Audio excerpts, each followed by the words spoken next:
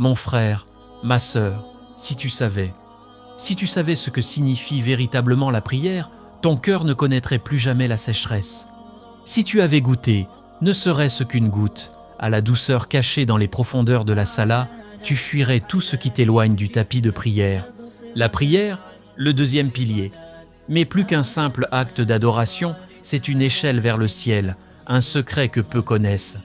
Un rendez-vous intime où l'âme quitte ce bas monde pour se tenir devant le Seigneur des mondes. Mon frère, ma sœur bien-aimée, quand tu te tiens debout pour prier, sais-tu vraiment ce que tu fais? As-tu conscience que tu es en train de quitter les illusions de ce monde pour entrer dans la présence divine?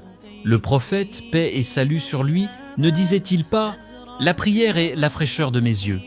Pourquoi? Parce que lorsque l'âme se prosterne, elle se fond dans la lumière de celui qui l'a créée.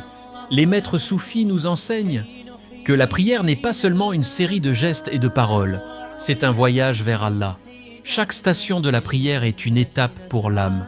Quand tu te tiens debout, c'est l'attestation de l'unicité. Quand tu t'inclines, c'est la reconnaissance de la grandeur. Et lorsque tu te prosternes, la prosternation, c'est l'abandon total. Là où l'ego meurt, là où l'âme s'élève au plus haut. Cheikh Ahmad al-Tijani, que la lumière de son secret nous illumine, disait « La prière est une lumière pour ceux qui savent voir, une ascension pour ceux qui savent s'élever. » Et Cheikh Ibn Arabi, le maître des maîtres, n'a-t-il pas dit « Quand le serviteur se prosterne, il goûte à l'extase de la proximité. » Mon frère, ma sœur, quand tu pries, ne sois pas un simple corps qui accomplit des gestes, sois un cœur qui voyage, sois une âme qui s'ouvre. Laisse chaque Allahu Akbar t'élever. Laisse chaque récitation de la Fatiha résonner comme un appel à retourner vers lui. Sais-tu pourquoi les maîtres disent que la prière est le mirage du croyant? Parce que la prière te fait voyager là où les mots s'arrêtent, là où seul le silence parle, là où l'âme, libérée des chaînes de ce monde, s'élève pour contempler la majesté d'Allah. Quand tu récites la Fatiha, prends le temps d'écouter, car Allah te répond. Quand tu dis « Alhamdulillahi Rabbil Alamin », il répond « Mon serviteur m'a loué ». Et quand tu dis « Iyyaka na'budu wa iyyaka nasta'in », c'est comme si ton âme criait « À toi seul nous adorons, et vers toi seul nous cherchons secours ». Mon frère, ma sœur, si tu savais ce qui se passe lorsque tu poses ton front au sol, tu ne relèverais plus jamais la tête, car dans cette prosternation, l'âme trouve la paix, la vraie paix, la paix qui n'a pas de nom, celle qui te fait goûter à l'intimité avec ton Seigneur. Les grands maîtres soufis nous ont laissé des clés pour transformer la prière en un océan de lumière.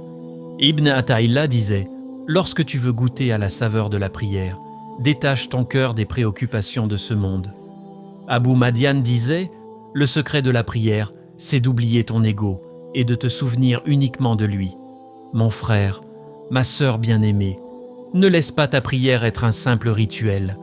Fais-en un moment où ton cœur pleure d'amour. Fais-en un instant où ton âme s'élève. Ne sois pas comme ceux qui prient avec le corps, mais dont le cœur est absent. La prière, c'est ton mirage, ton ascension, ta rencontre avec celui qui t'attend. Alors, lorsque tu entendras l'appel du muezzin, ne tarde pas, réponds comme si ton bien-aimé t'appelait. Parce qu'en vérité, c'est ce qui se passe. Allah t'appelle. À chaque prière, il t'invite à venir te tenir devant lui.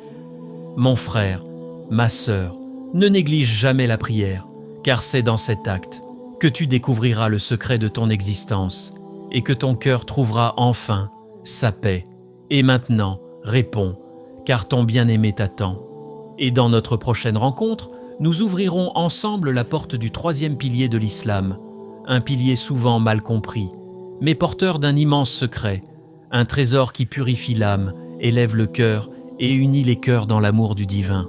Nous parlerons de la zakat, mais pas comme tu l'as toujours entendu.